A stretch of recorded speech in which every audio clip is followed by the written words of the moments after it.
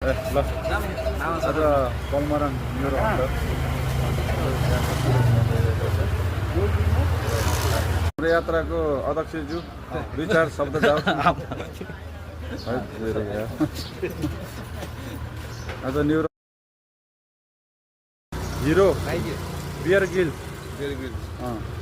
Neuro hunter उसलाई चाहिँ Bear Grylls the neuro hunter भनेर चिनिन्छ पोखराको। एक्साइटेड हुनुहुन्छ नि होइन? ल धन्यवाद। ल सास फुल्यो है, सास फुल्यो।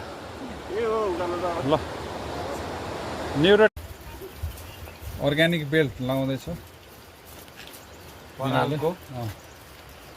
यसको फेरि म सुन्छु गइरहेको छु आजको दिन यस्तो एक्सपिरियन्स चाहिँ अब पैसा दिएर चाहिँ पाउँछ है, पाउँदैन आफ्नै गाउँमा जानु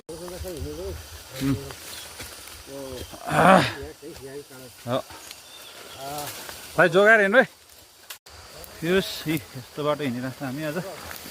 हाइट अप्ठ्यारो छ। ल परिश्रमको फल हाम्रो मेन हन्टर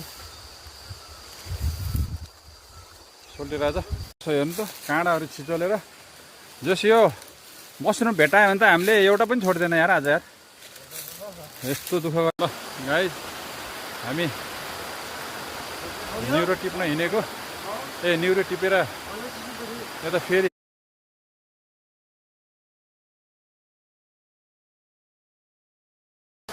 ल वी आर अनसक्सेसफुल। आजको न्युरो हन्टर सफल भयो। यस्तो बाटोहरू सिचाल्दै हिँडिरहेको छौँ हामी। हो अब यस्तो गरेर निहुरिनु पर्यो।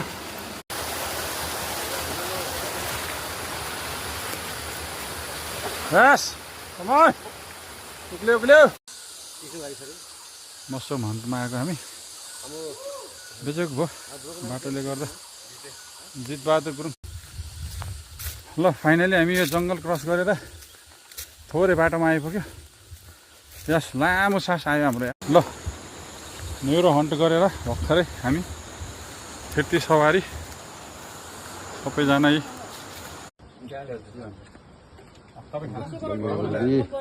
चिकन